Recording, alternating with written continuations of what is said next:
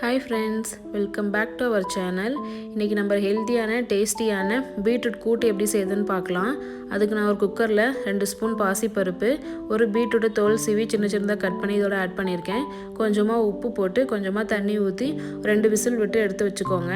நல்லா விசில் அடங்கினோடனே நல்லா மிக்ஸ் பண்ணி வச்சுக்கோங்க.